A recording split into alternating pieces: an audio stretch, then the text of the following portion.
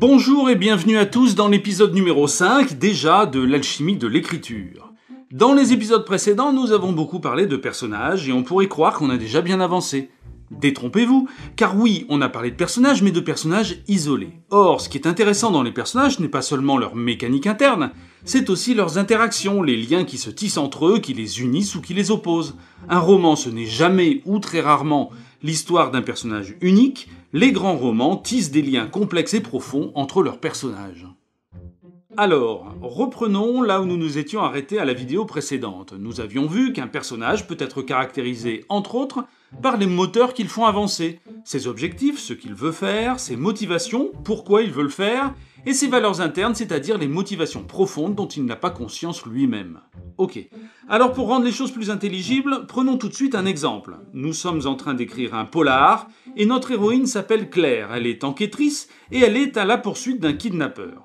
Alors, son objectif d'abord. Il est très simple, arrêter le kidnappeur.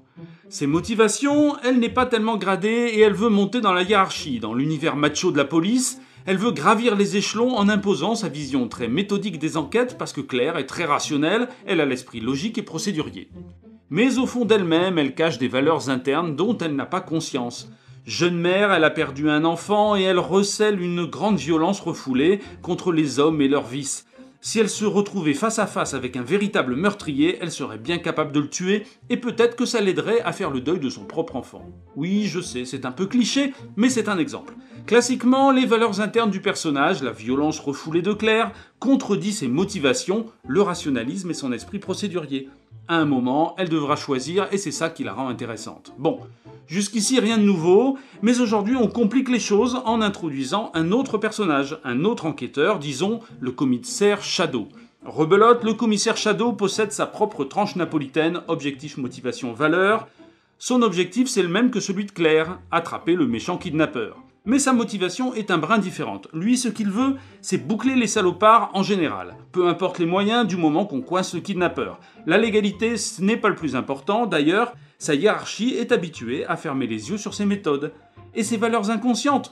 Au fond de lui, Shadow est nihiliste. Il n'a pas de vie privée, il se noie dans ses enquêtes et dans son travail. D'ailleurs, il a des penchants quasi suicidaires qui le poussent à prendre des risques inconsidérés. Ok, et ce qui est intéressant, c'est qu'on voit tout de suite que le seul fait de mettre ces deux personnages ensemble va générer de l'intrigue. En théorie, il n'existe encore aucun lien qui les relie, mais on comprend tout de suite que la simple juxtaposition de leurs tranches napolitaines crée une comparaison féconde. Ces deux-là, s'ils travaillent ensemble, il va leur arriver des histoires.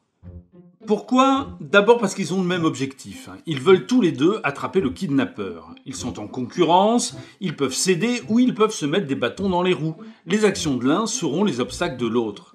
Leurs motivations par contre sont différentes. Claire voudra suivre les règles, imposer sa méthode, alors que le commissaire privilégiera l'efficacité par ses moyens plus sauvages.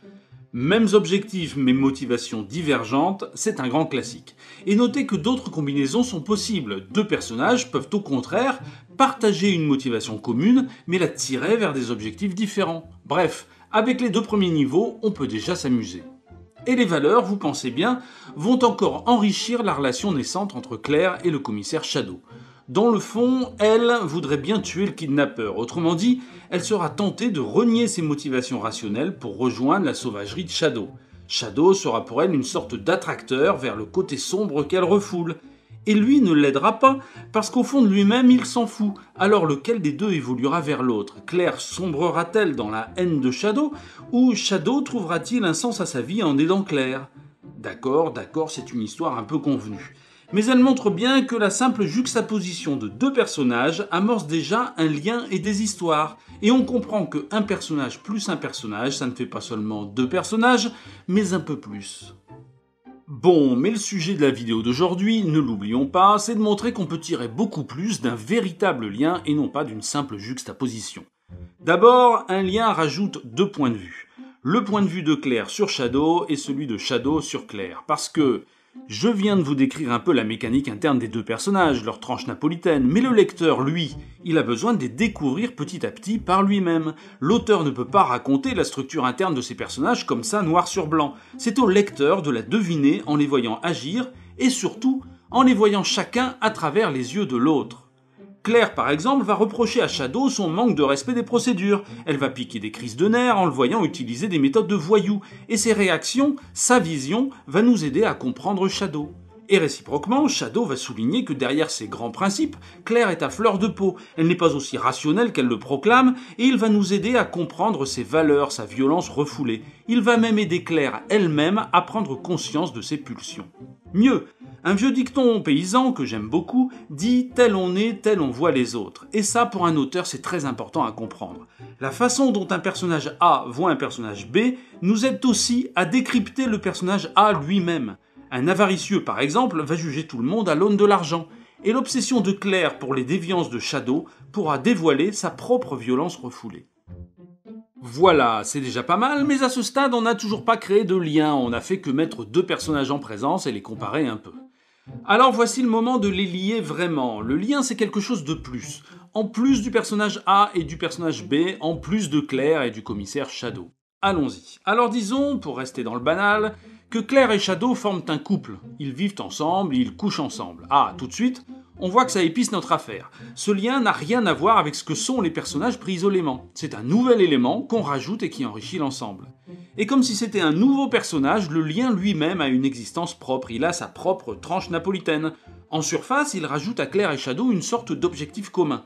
Vont-ils rester ensemble ou se séparer? Vont-ils s'aimer ou se détester? Ensuite, un niveau plus bas, il introduit les motivations des deux personnages vis-à-vis du lien qui les unit. Disons par exemple qu'un couple d'enquêteurs ce n'est pas si courant que ça, ils sont charismatiques, ils sont beaux et ils sont attachés dans le fond à cette image de réussite que leur renvoient les autres.